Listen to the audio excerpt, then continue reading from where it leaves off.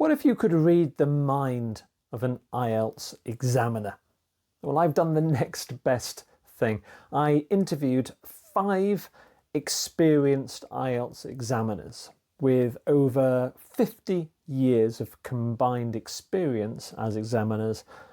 And today I'm going to share you their insider secrets about what they are actually looking for when they assess your IELTS essays. These aren't theoretical tips. These are the exact insights that have helped my students increase their writing scores by up to 2 bands. Secret number 1, first impressions matter more than you think.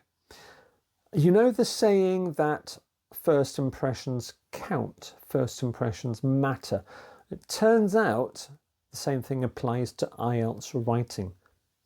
3 of the examiners admitted they make initial judgments within seconds of looking at your writing. One examiner, Jane, told me something that made my jaw drop. She said that within 15 seconds, she's usually formed a preliminary band score in her head. 15 seconds. Well, that's barely enough time to read the first paragraph.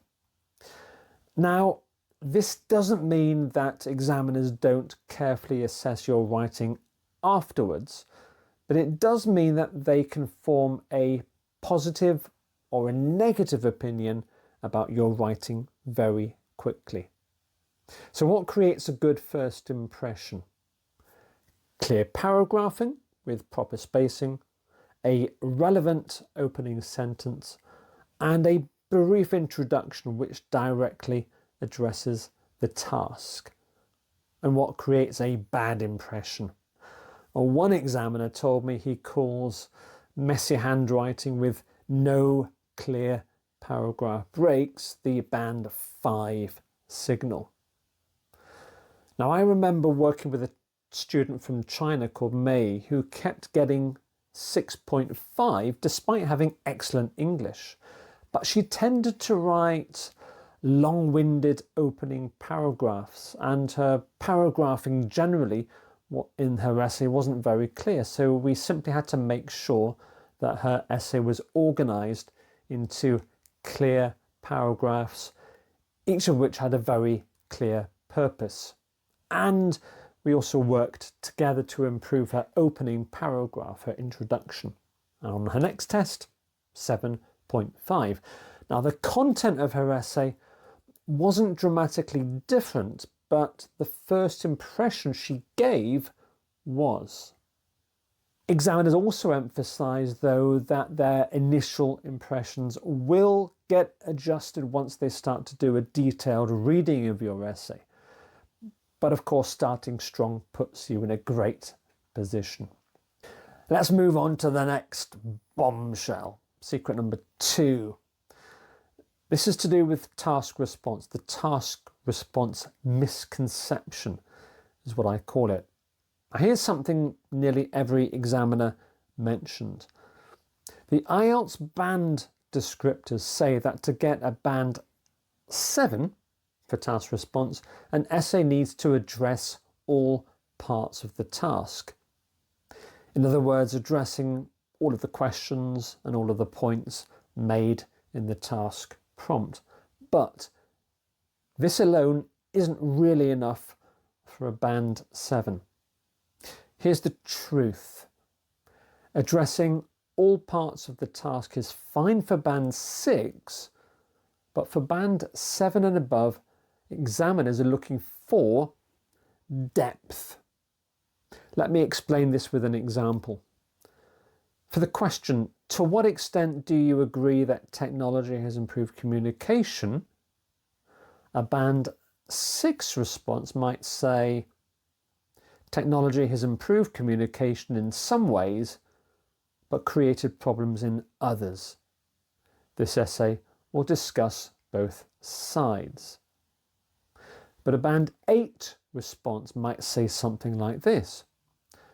While technology has revolutionized our ability to communicate, making time and distance irrelevant, this has come at the cost of interpersonal connections, creating a paradoxical decline in meaningful communication. Well, do you see the difference? The first response, it covers all the points, it covers the questions, but it's a bit vague, it's a bit general, whereas the second response doesn't just acknowledge the question, it demonstrates sophisticated thinking about it. They're not asking, has this student answered the question or all of the questions? They're actually asking, has this person thought deeply about this particular task? So to get a high band score, certainly band 8 and band 7 to an extent, you need to show as quickly as possible to the examiner that you've thought deeply about the task. Let's move on to the third insider secret that these examiners told me, and it's related to cohesive devices. Specifically, cohesive devices they're tired of seeing. So let's talk about those linking words and phrases that everyone tells you to use in your IELTS essays. Firstly, secondly, lastly, moreover, in conclusion. All of the examiners I spoke to mentioned seeing these basic transition signals in every IELTS essay they'd ever seen, but using only these basic connectors screams band 6 to them. One of the examiners I spoke to, David, who had 12 years of experience, told me that when he sees moreover 3 times in one essay, he knows the candidate has simply memorized a list of transition signals, transition words, and that he doesn't really understand how to use them in a natural way. So what does impress examiners instead? Well, instead of just using transition signals, you need to use different ways to link your ideas, to show relationships between your ideas. Don't just think about sequencing, think about connecting and linking your ideas. Try these. Government investment in public transportation offers multiple advantages. Such benefits extend beyond mere convenience to environmental protection.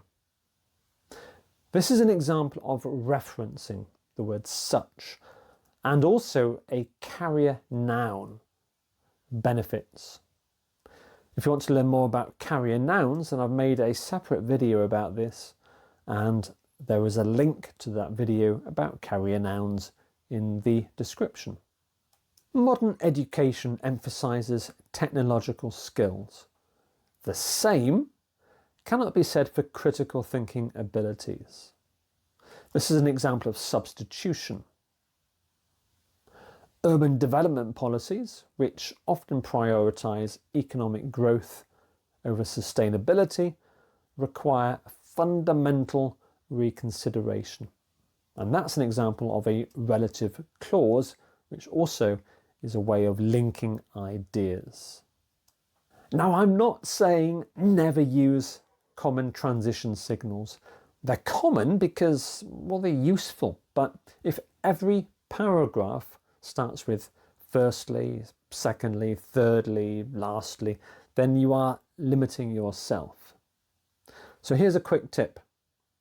Go through any practice essays you've done and highlight all of the transition words that you've used. And if you see the same ones being repeated, then you've found an easy way to upgrade your writing. Let's go on to secret number 4, vocabulary that makes examiners pay attention. Now for something surprising about vocabulary. Every examiner told me that they'd rather see precise, appropriate word choice than fancy words used incorrectly, or advanced words used incorrectly. Here's a perfect example from my student Ahmed. He wrote, "The government should ameliorate the egregious conditions in urban conurbations." Sounds impressive, right? Must be a band 9? Wrong, because the language has been used in a very awkward and unnatural way. The examiner would prefer something like this: the government should improve poor living conditions in urban areas.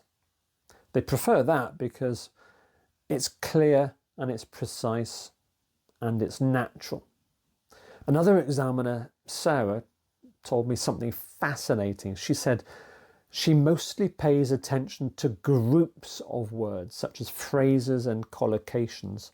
Collocations are words that naturally go together.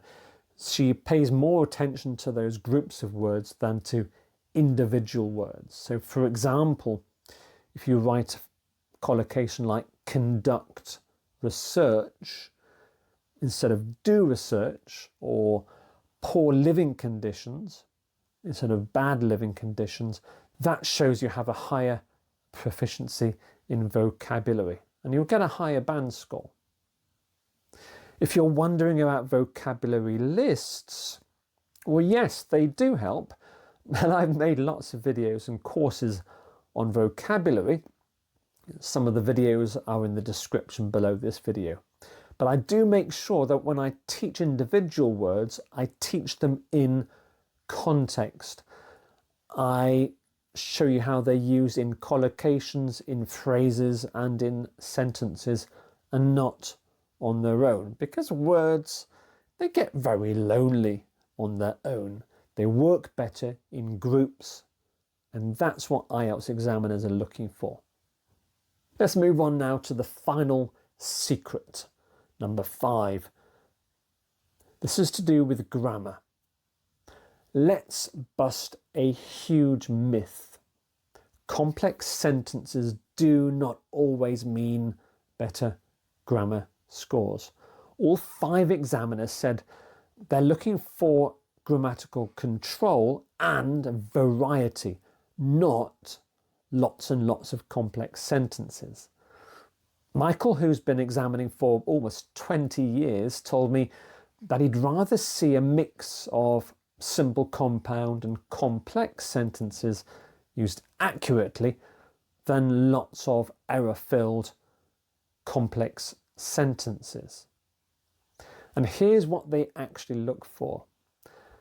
Examiners are looking for a variety of grammatical structures, including conditionals, complex noun phrases, and complex verb patterns. They're also looking for control of punctuation in complex sentences, and they're also looking for frequent error-free sentences. Many students that I've worked with and helped improve their writing would write incredibly long sentences with several clauses, and their practice essays to an outsider would look quite impressive, but they would only score maybe 5.5 to 6.5 in grammar. When I worked with those students and helped them to understand their writing better, they were able to see that those long sentences were actually quite confusing. So we broke down those monster sentences into a mix of simple and complex sentences, and that is another way that I've helped students improve their band scores to 7.5 and 8. And here's something that none of the IELTS books tell you as well. Examiners, believe it or not, are human beings. Long sentences are exhausting to read. And if your writing is difficult to understand, it affects how examiners will score you. Remember that high scoring essays are clear and concise and precise. They are not long-winded and complicated. So really the key to a high band score for grammatical range and accuracy is being able to demonstrate some variety while remaining in control of your grammar without making too many mistakes. And finally, here is a secret they probably hate me sharing. Examiners are actually rooting for you. They want you to do well. Examiners are genuinely happy when they see a well-written response. They're not looking to take points away from you. They want to give you, the score you deserve, but they want you to do well. They want you to be able to achieve your dreams. So basically help the examiner do that. Give the examiner what they want. Make a good first impression with good, clear paragraphing and a concise introduction that clearly addresses the task. Write a discussion that shows the examiner that you have really thought about the task. Use a variety of cohesive devices, including referencing, synonyms, and carrier nouns. Don't use fancy, advanced vocabulary. Use clear, precise vocabulary and focus on using groups of words, collocations and phrases, rather than so-called advanced individual words. And demonstrate good control of grammar and a variety of structures, not just a bunch of complex sentences. So now, I hope you know what IELTS examiners are really looking for. And don't forget, drop a comment below the video to let me know which of those 5 secrets surprised you the most.